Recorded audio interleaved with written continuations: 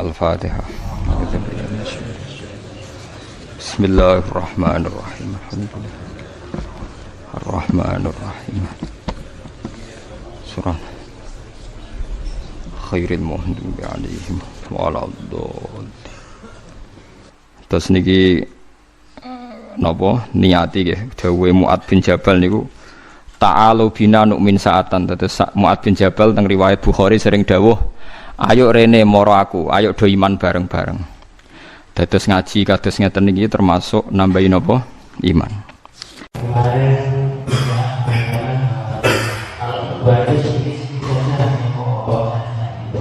Gimana?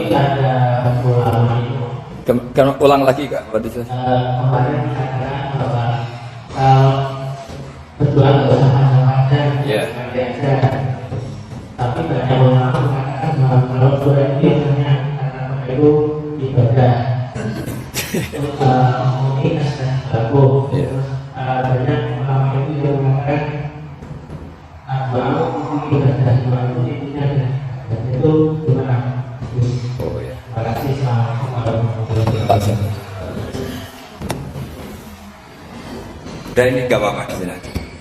Jadi jelas ya, ada ayatnya ud'u rabbakum tadarru'aw wa khufyah. Terusannya apa? Innahu la yuhibbul mu'tadin. Kalau kamu berdoa itu yang tadarru' itu ya yang sangat sopan, wa khufyah secara diam-diam atau secara enggak berlebihan.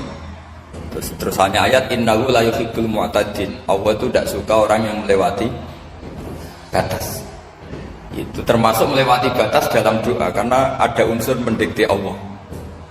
Saya memberi contoh tadi, misalnya kita sebagai cowok berdoa, ya Allah saya ingin punya istri cantik, sholihah, nasabnya baik, gak pernah cerewet, gak pernah apa. Itu kan nanti nyarinya juga susah. Nanti kalau Allah menjabatan itu adanya di surga, ning donya ora payu rabi kira-kira. Itu sudah berlebihan. Terus kalau ada ulama mengatakan doa itu mukhul ibadah, itu maksudnya gini, doa itu bukti kita minta itu bukti kita lemah. Dan merasa lemah itu sudah bagian dari ibadah. Makanya masyhur itu syairnya Abdul Al-Haddad itu, fadu'ai wabdihali dalilun li fiftikori. Jadi saya berdoa itu hanya sebagai bukti saya butuh Allah. Saya sendiri tidak punya kepentingan mustajab apa enggak. Jadi wali-wali yang mengatakan doa itu mukhul ibadah, sebetulnya itu malah wali-wali yang dari awal gak kelintas disembadani apa enggak. Butuhnya dia itu menunjukkan bahwa saya ini lemah. Buktinya, posisinya minta. Itu yang dimaksud mukhul ibadah. Tapi kalau kita berdoa terus posisi kita protes, katanya kamu baik ya Allah, engkau baik, ternyata enggak juga. Buktinya semua doa saya enggak kamu kabulkan. Wah, ini malah doa kriminal. Jadi yang dimaksud mukhul ibadah itu doa itu bukti minta itu bukti lemah. Makanya ada syairnya Abdul Haddad maksud fadu'ai wabdihali dalilun li fiftikor. Jadi saya minta engkau ya Allah itu bukti saya butuh. Jadi itu bukan dua hal yang harus dipertentangkan. Jadi kalau doa dikatakan apa? Ibadah karena di doa itu minta, dan minta itu bukti merasa kita lemah. Berarti kita sa'il, Allah mas'ul. Kita minta, Allah yang kita mintain. Kita menengadah, Allah yang berposisi memberi. Itu saja sudah cukup sebagai ibadah, meskipun doa kita tidak mustajab. Karena memang tadi seperti itu. Kalau di ilmu tasawuf itu apa ya? Doa itu memang benar-benar sudah mukhul ibadah karena tadi perasaan merasa butuh sama Allah itu. Nah, merasa butuh itu, nah kalau kita berdoa merasa butuh sama yang kita minta, itu dalam ilmu tasawuf sudah kriminal, berarti kamu lebih butuh makhluknya. Misalnya begini ya, saya ingin punya rumah bagus, terus setelah punya rumah kredit saya utangnya banyak. Sebetulnya saya itu tidak pernah ingat Allah, gara-gara utang banyak kredit jatuh tempo, terus melibatkan Allah. Ya Allah saya ini utang banyak ini, terus tolong dibayar. Sebetulnya saya itu ingat utang, cuma Allah tak libatkan yang gitu. Lah itu tidak akan jadi wali, yang jenis ini tidak akan jadi wali.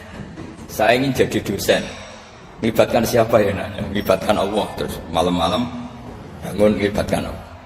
Itu artinya apa? Kamu itu lebih ingin yang kamu minta ketimbang ingin Allah. Kalau wali itu enggak gitu, kangen Allah. Terus tahu Allah itu zat pemberi, karena tahu Allah zat pemberi terus minta. Maka yang dikangen itu ya Allahnya dulu. Kalau kita kan enggak, punya kasus dulu, punya keinginan banyak dulu, baru ingat siapa yang bisa ya. Oh Allah. Terus Allah kita libatkan. Ya untungnya Allah baik, mau ramal utang bukan mikir, untungnya Allah tidak jawab itu. Jadi itu bedanya wali. Kalau wali itu kangen Allah dulu, baru minta. Kalau kita enggak, banyak masalah dulu, baru melibatkan Allah. Nah yang jenis ini itu bahaya. Kalau enggak disembadani mesti ngomel ya. Gusti katanya kalau yang minta kamu kabulkan, ternyata ini enggak. Nanti kalau Allah jawab, kamu itu tidak kangen saya, kamu itu kangen uang, kangen perempuan cantik yang kamu inginkan. Terus kamu melibatkan saya. Urusannya apa saya dengan itu? Makanya tidak usah nuntut karena awalnya sudah salah.